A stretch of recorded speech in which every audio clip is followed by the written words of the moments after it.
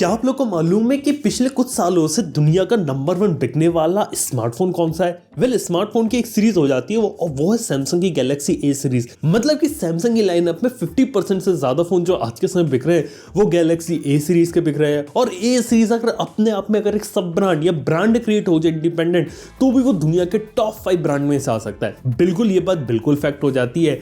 तो आखिर ऐसा है क्या गैलेक्सी ए सीरीज के अंदर कि वो इतनी ज्यादा पॉपुलर हो रही है, लोग उसे इतना ज्यादा खरीदते हैं और अपकमिंग गैलेक्सी A53 के लिए भी यहाँ पे वेट किया जा रहा है? आज इस वीडियो में पता लगाते हैं इसके बारे में। वीडियो अगर आप लोगों को पसंद है तो लाइक कर देना, चैनल को सब्सक्राइब कर देना। देखो, यहाँ पे बात करें गैलेक्सी ए सीरीज की, तो सैमसंग की लाइनअप में क्या हुआ था कि 2017 में जे सीरीज ली, यहाँ पे सी सीरीज आती थी, उन सबको कंबाइन करके नई ए सीरीज उतारा था। लेकिन शुरुआत में इस चीज को उतारा गया था कुछ लिमिटेड कंट्रीज तक, लेकिन 2020 तक आते आते इस सीरीज को एक्सपेंड कर दिया गया दुनिया भर में जहां पे सैमसंग बेची जाती है। और सैमसंग के लिए एक धमाकेदार ऑफरिंग शुरू हुई और उसके पता पीछे एक रीजन क्या था, वो था उसकी अफोर्डेबिलिटी। अब देखो, सैमसंग की एस सीरीज भी आती है, नोट सीरीज आती है, fold, flip, ultra premium phone काफी सारे आते हैं, हर कोई उनके बारे में बात करता है। लेकिन बात है कि सब होते हैं काफी ज्यादा महंगे, और महंगे होने के साथ साथ मिलती है इसमें अच्छी टेक्नोलॉजी। अब अगर अच्छी चीज लेना चाहे तो ज्यादा पैसा खर्चा करना पड़ेगा, लेकिन प्रॉब्लम ये आती है हर कोई ज्यादा पैसा खर्चा नहीं कर सकता, और इसीलिए यहाँ पे एंट्री होती है सैमसंग की ए सीरीज के फोन्स की। अब मैं ए सीरीज के फोन्स के बारे में देखूं तो लगभग ये सब 10,000 रुपीज से इंडिया में स्टार्ट होते हैं, लगभग 35,000 की रेंज तक ये लोग टच करते हैं इंडिया में स्पेशली। और ऐसा ही जो पोर्टफोलियो वो दुनिया भर में, यानी कि जो लो एंड और जो मिड टीयर जो कैटेगरी होती है ग्लोबली, जहां पे ए सीरीज के फोन अवेलेबल है वहां पे वो इसी कैटेगरी के अंदर रखे जाते हैं। और हर ए सीरीज के फोन के अंदर 3 इंपॉर्टेंट फीचर्स पे फोकस किया जाता है। अगर आप उनके ऐड देखोगे तो उसमें 3 चीजों पे कोर फोकस होता है: awesome display, awesome camera and long lasting battery life. बिल्कुल, ऑसम डिस्प्ले के बारे में बात करें, मेजॉरिटी फोन्स के अंदर सुपर एमोलेड डिस्प्ले आपको देखने को मिलता है और एमोलेड डिस्प्ले की क्वालिटी अच्छी रहती है। सैमसंग की कैमरास की क्वालिटी अच्छी रहती है, इसलिए ऑसम कैमरा कहते हैं। और अब तो ये बोल दिया कि ए सीरीज के अपकमिंग काफी सारे फोन्स में OIS बिल्ट इन आने वाला है, जिससे कैमरा की परफॉर्मेंस कंपटीशन में अगर कोई दूसरा फोन मिल रहा है उससे आपको और बेटर देखने को मिले। और तीसरी चीज होती है लॉन्ग लास्टिंग बैटरी लाइफ, यानी एक बड़ी लंबी बैटरी के साथ इस चीज को प्रॉमिस किया जाता है। ये 3 चीजों पे यहाँ पे काफी ज्यादा कोर फोकस रखा जाता है, क्योंकि कोर ऑडियंस जो रहती है वो इन तीनों चीजों पे रह जाती है, और इसलिए इन 3 पिलर्स के दम पे लोग यहाँ पे फोन बेचते हैं। लेकिन एक जो चीज यहाँ पे वो जो छोड़ दी जाती है वो होती है यहाँ पे प्रोसेसर। अब प्रोसेसर देखा जाए तो उन्होंने यहाँ पे जब एम सीरीज और एफ सीरीज निकाली, वो कुल मिला के ऐसे बनाई गई थी कि एम सीरीज अवेलेबल होगी अमेज़न पे, एफ हो गई यहाँ पे फ्लिपकार्ट पे, ताकि जो कंपटीशन आ रहा है ऑनलाइन में रियलमी, रेडमी की तरफ से, वो यहाँ पे टैकल कर सके और लोगों को एक बेटर प्रोसेसर वाला फोन दिया जा सके। ये एक सिंपल सा कंसेप्ट था कि अगर जितने भी सैमसंग के फोन्स यहाँ पे एम सीरीज और एफ सीरीज के अंदर आते हैं उनमें आपको कंपैरेटिवली बेटर चिपसेट देखने को मिल जाता है प्राइस पॉइंट के कंपैरिजन में।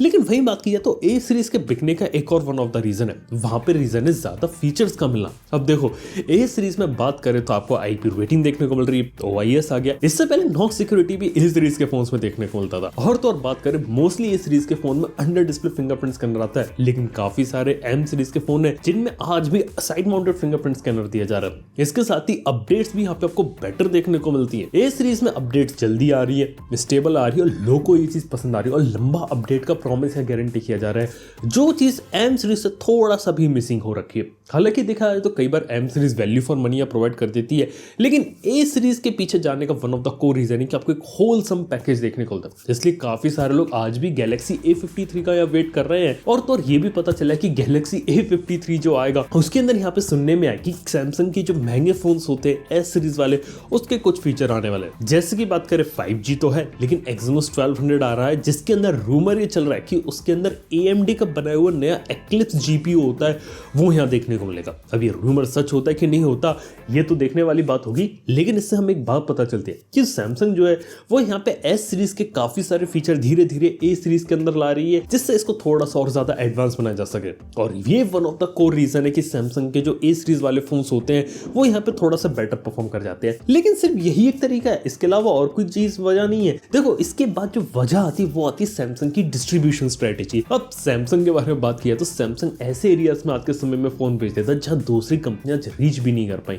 ये सैमसंग के साथ सबसे बड़ी चीज है, क्योंकि अभी तक बात किया इतने साल से सैमसंग के फोन यहाँ मिल रहे हैं, और इंडिया के लेवल और ग्लोबल लेवल पे जो रीच उन्होंने बनाई है ना, ये उनका सबसे बड़ा हथियार है। इवन ब्रांड वैल्यू भी उन्होंने अपने ब्रांड नेम का एक ऐसा स्टैब्लिश कर दिया कि जिस किसी को मोबाइल फोन की कंपनीज के बारे में नहीं पता वो भी यहाँ पे सैमसंग के बारे में जानते हैं। और कोई ब्रांड अगर लंबे समय से मार्केट में, उसके ऊपर एक ट्रस्टेबिलिटी वाला फैक्टर आ जाता है और इसी चीज का जो सैमसंग है वो फायदा उठाती है, भले ऑनलाइन हो चाहे ऑफलाइन हो। और ये चीज आज के समय में उनकी ए सीरीज को बेचने में काफी ज्यादा मदद करती है। और तो और इसका जो एंट्री लेवल प्राइस पॉइंट तो वो तो उसकी मदद करता ही करता है, जिसके अंदर मिड रेंज के अंदर डिवाइस के प्राइस के हिसाब से आपको एक अच्छा डिवाइस देखने को मिल जाता है। और अगर इसके डिवाइस थोड़े से ज्यादा एक्सपेंसिव होते तो कई बार उसमें आपको थोड़े बहुत एक्स्ट्रा फीचर्स देखने को मिल जाते हैं। और जो मेजर चीज रहती है यहाँ पे, बेस्ट सेलिंग चीज इनके फोन्स के अंदर वो चीज रहती है यहाँ पे इनका कैमरा, कंप्यूटिंग पावर और यहाँ पे ओवरऑल इनका डिजाइन वगैरह, ये सब चीजें इनकी फोन बेचने में इनकी यहाँ पे काफी ज्यादा हेल्प कर देती है। और इसके साथ एक इंपॉर्टेंट बात है कि यहाँ पे जो ग्लोबल ट्रेंड है वो बहुत ही ज्यादा तेजी से यहाँ पे चेंज हुआ है। जैसे कि बात करें यहाँ पे जो हाई एंड स्मार्टफोन वाला मार्केट है, जहाँ पे गैलेक्सी एस सीरीज, आईफोन वगैरह बिकते हैं, वो मार्केट थोड़ा सा स्टैग्नेंट कर गया। वहां पे अब जो लोग हैं वो ग्लोबली इतने ज्यादा फोन्स नहीं ले रहे हैं।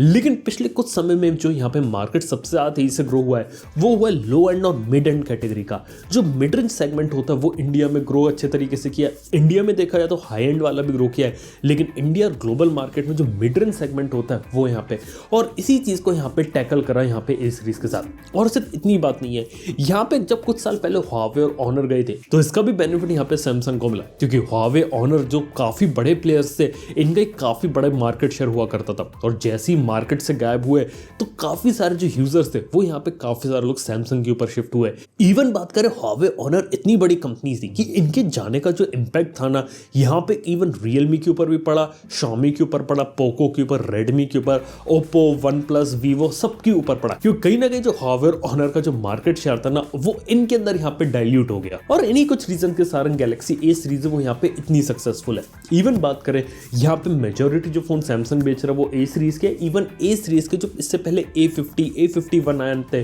वो यहाँ पे इसके बेस्ट सेलिंग फोन्स थे। इवन इंडिया में भी बात करें तो ऑनलाइन के साथ साथ ऑफलाइन में भी ए सीरीज के फोन पॉपुलर है। जिसकी बात करें एम और एफ सीरीज यहाँ पे ऑफलाइन के अंदर भी अवेलेबल होती है, लेकिन कई बार जो दुकान वाले रहते हैं ना वो एम और एफ सीरीज को इतना पुश नहीं करते, वो ए सीरीज को थोड़ा ज्यादा पुश करते हैं। तो उसके पीछे का एक रीजन ये भी है कि ए सीरीज के ऊपर उनका मार्जिन यहाँ पे ज्यादा रहता है, जिसके कारण ए सीरीज पे वो ज्यादा पैसा बना सकते हैं। इसलिए ए सीरीज के फोन ऑफलाइन में भी काफी ज्यादा तेजी से पुश हो रहे हैं। और एम सीरीज और एफ सीरीज के बारे में बात करें तो देखा जाए तो हर जगह ग्लोबली अवेलेबल नहीं है, लेकिन बात यह कि सैमसंग ने अपना जो पोर्टफोलियो है वो पिछले कुछ सालों में इतना बड़ा और इतना डाइवर्स कर दिया है कि हर एक इंसान के लिए यहाँ पे फोन अवेलेबल है, चाहे एम सीरीज हो, एफ सीरीज हो।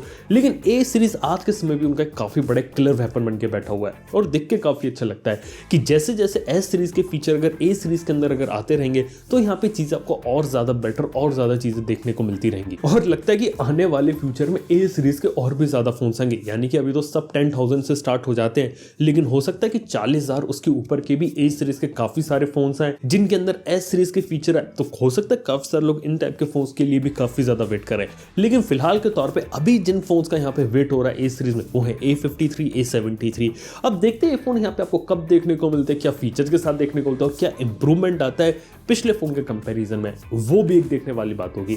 बाय द वे आप लोगों ने यहाँ पे सैमसंग की ए सीरीज के फोन्स यूज करें और आप लोग का एक्सपीरियंस कैसा था इस फोन के साथ, मतलब आपको परफॉर्मेंस अच्छी लगी, डिस्प्ले, कैमरा, बैटरी अच्छी लगी या फिर अपडेट्स पसंद आए। जो भी चीज यहाँ पे आपको पसंद है आप नीचे कमेंट बताना ना भूलना। वीडियो अगर आप लोगों को पसंद आए तो लाइक करना, चैनल को यहाँ पे सब्सक्राइब कर लेना। थैंक यू वीडियो देखने के लिए। मैं आपसे मिलता हूं नेक्स्ट वन में। Good bye.